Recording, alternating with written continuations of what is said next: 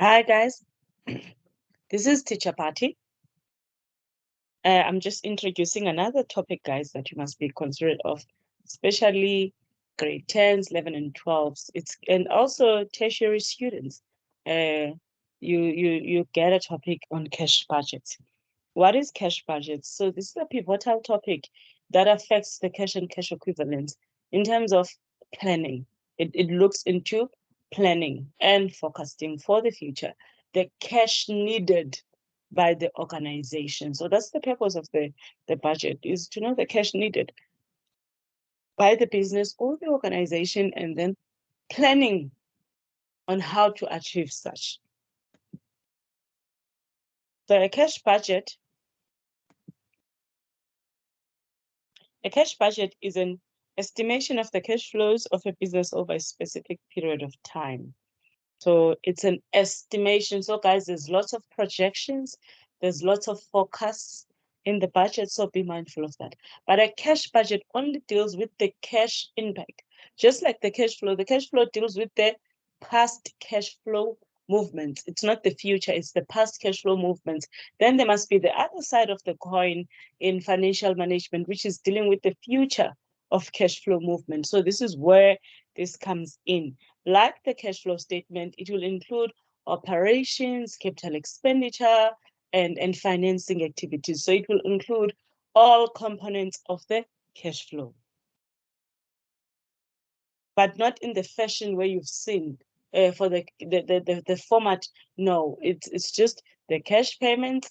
It's the total receipts, the cash receipts, and the total payments. Then it's the cash movement at opening balance, closing balance. So as much as in content or in context, it is the focus of the future cash flow part in terms of the format and the framework. It doesn't look like it. It's a bit different, but the context of it is cash flow through and through. Okay. So a cash budget itemizes the projected sources and the uses of cash in a future period. Purpose. This budget is used to ascertain whether company operations and other activities will provide a sufficient amount of cash to meet projected cash requirements. If not, management must find additional funding sources. So if there's going to be a shortfall that is experienced by the company, then they must find ways to raise that shortfall. If there's going to be excess cash, then they must plan the investment of that excess cash coming. This is the practicality of cash management or treasury in real accounting world. The inputs to the cash budgets come from several other budgets. Yes, it's just that you won't see it at this level, but a cash budget is comprised of many budgets, like your CapEx budget, raw materials budget. What is this? Purchases budget. So there's many budgets where I used to work, or where I've always, in the companies I've worked for, each department had its budget. So the marketing department has its own budget, HR had its own budget, in the procurement has its own budget, and those they feed to the cash budget, which becomes part of the master budget. Yeah, the results of the cash budget are used in the financing budget, which itemizes investments, debt, and both interest income and interest expense.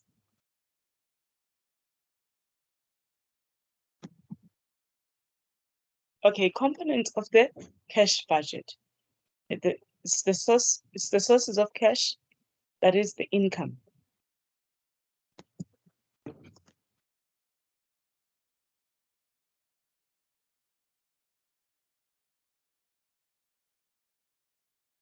And then the uses of cash,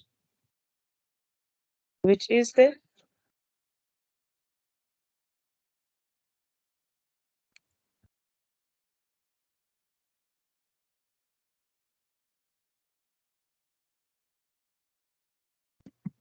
so the sources of cash, which is income in any form, be it sale of this, which sale of shares, sale of assets, sale of goods. So it just encompasses all the receipts we're gonna get and the uses of cash. Just want to say here /receipts. Okay. Sources of cash contains the beginning cash balance. Rather, I think it would sound better if we say the opening.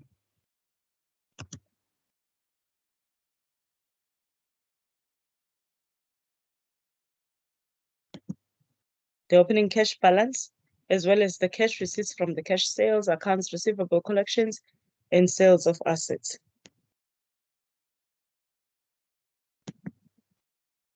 Uses of cash contains all planned cash expenditures, which come from the direct materials budget, direct labor budget, manufacturing overhead budget, selling and administrative expense budget, fixed asset purchases, and dividends to shareholders. So this is how the framework looks like. It's receipts. Just gonna pull it a little bit closer. Why? See, name of the business, cash sales, collections from debtors, ordinary share capital loan, investments matured, the expenses here, income tax, ordinary share dividends,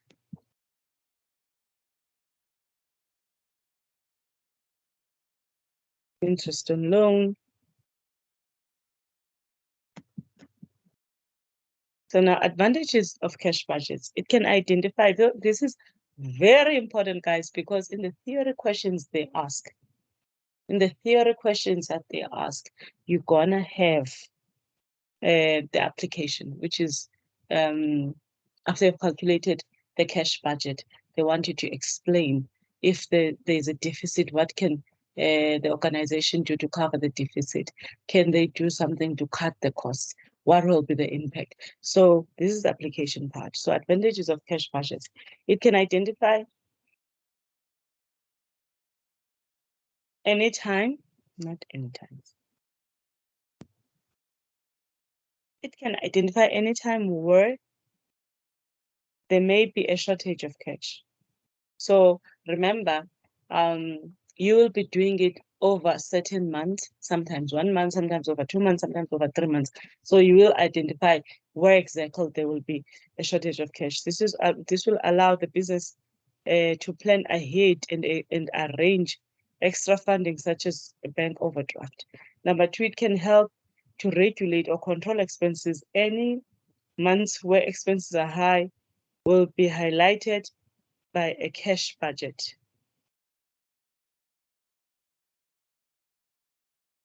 Okay. It will clearly show, and that is critical. This this line of controlling expenses is a very critical line. It will clearly show where business has more cash than expected, that is a surplus, or less cash than expected, that is a deficit. This will allow business to plan more effectively and make better decisions.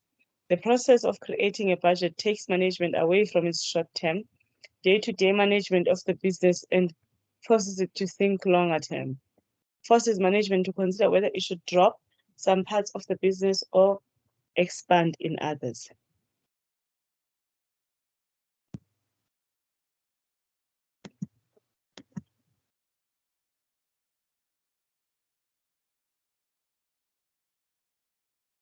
The budget process forces management to think about why the company is in business, as well as its key assumptions about its business environment.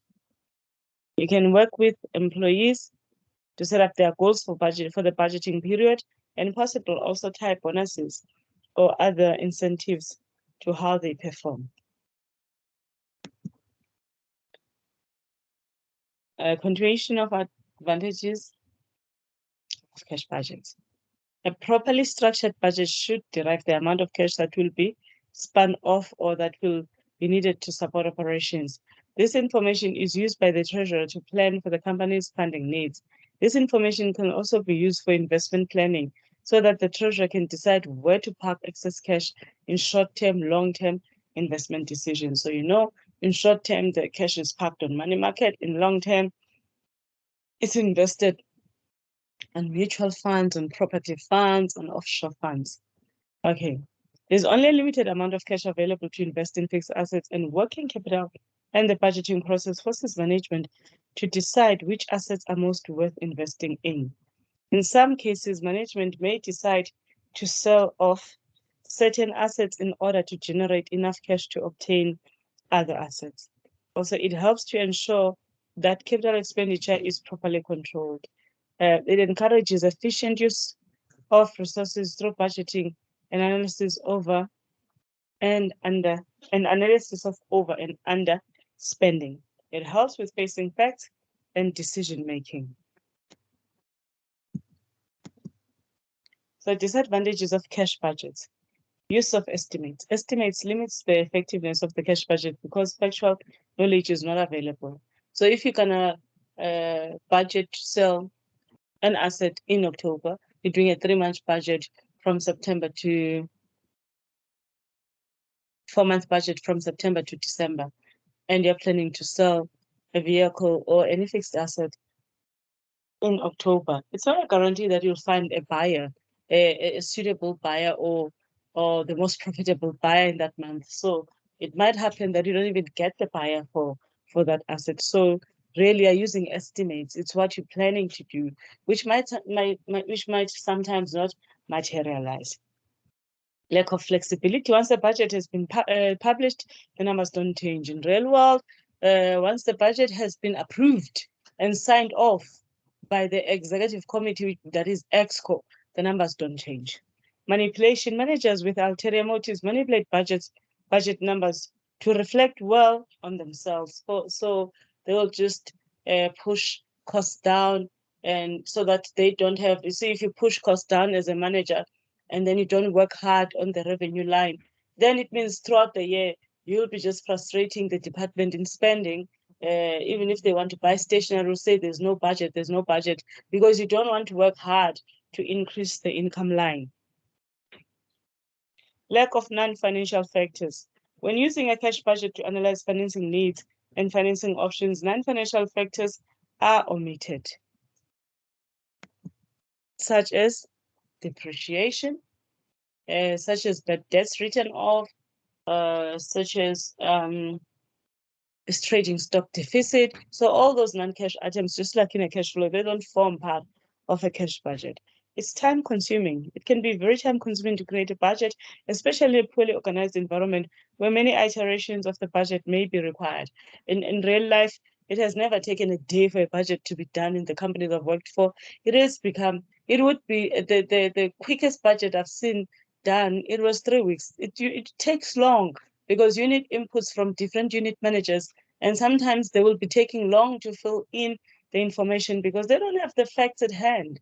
So they need to put in the information as accountant, you need to process it, it goes for review by the finance manager rejects it, you have to speak to the unit manager again. So it's a very long process, long consultative process. The gaming the system.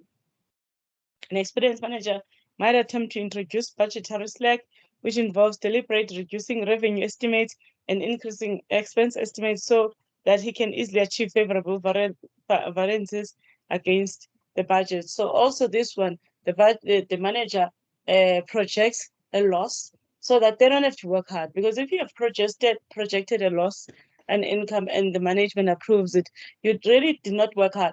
This only happens, guys, if the center is a cost center. This doesn't happen in units in profit centers. You get punished for overspending and all that. But there are some departments that are cost centers. They can never make profit for the company. For example, HR. They are a cost center. Whatever money they get, it's for talent retention. They don't make profit for the company, not unless it's a recruitment agency. So these are where you can have budgetary slack engineered. It will be in those areas that are really cost centers, not profit centers. Blame game. If a department does not achieve its budgeted results, the department manager may blame other departments that provide services to it for not having adequately supported his department. Let me read this again. If a department does not achieve its budgeted results, the department manager may blame other departments that provide services to it for not having adequately supported his department. Continuation of the disadvantages, expense allocations. The budget may prescribe that certain amounts of overheads be allocated to various departments. And the managers of those departments may take issue with the methods of allocation. If you want to see managers fighting in real life, it would be because of the expense allocations, especially if there's shared office space, there's shared office expenses, then instead of just allocating according to use, then they just use ratios. Then you find other managers being very angry, especially those who don't even use office space that much, who are always on the road, and then you're given an invoice of the desk and the chair of the rental space where your desk and the chair is, but you're never there. So you're actually not even using the space. And then some other person just takes the chair from another department and the desk and they use it. And then when the manager is trying to say, I was not there, the other person from this department utilized the space, build that department, then they're like, no, it has been approved that it will go to your budget. So usually these expense allocation, they cause frictions in the work environment because sometimes it's unfair. Spend it or lose it. If a department is allowed a certain amount of expenditures and it does not appear that the department will spend all the funds during the budget period, the department manager may authorize excessive expenditures at the last minute on the grounds that his budget will be reduced in the next period unless he spends everything authorized in the current year. So we've seen that in many organizations where some managers just really orchestrate non-financial use of the funds. They just keep the money there so that they can return it, and then they are told that they were efficient and they get a big bonus at the expense of non-performance. And then you get those that say there was so much budget, now we need to spend everything so that we get more. So now it's treated as a petty cash. You need to spend, and then we can give you this interest amount. Then if you spend 500 last month, then instead of giving you a petty cash of 2,000, we'll drop it with 1.5 because actually you need 500. So some managers will go all the way out. Some I've worked in crazy companies where you'll be having crazy stuff parties in between November and December, and you'll be like, but we're having staff parties in different locations. What's the problem? Only to find out they've not been doing team meetings during the year. What is that? The thing? I forgot that thing where you go out as a team. Team building. Yeah, you don't. People have the managers have not been doing team building during the year, and now they just are aware that we need to return the funds. So now they start splurging on the team. So only considers financial outcomes. Budgets are primarily concerned with allocation of cash to specific outcomes and the expected outcome of business transactions. They do not deal with more subjective issues such as quality of products or services provided to customers. It also does not encompass any review of risks to which the business is subjected. These other issues can be stated as part of the budget, but this is not typically done. Strategic rigidity. When a company creates an annual budget, the senior management team may decide that the focus of the organization for the next year will be entirely on the meeting the targets outlined in the budget. This can be a problem if the market shifts in a different direction sometime during the budget year. In this case, the company should shift along with the market rather than adhering to the budget. So guys, like, subscribe, share. These slides are open for sale. Like, subscribe, share, and yeah. Enjoy. Bye.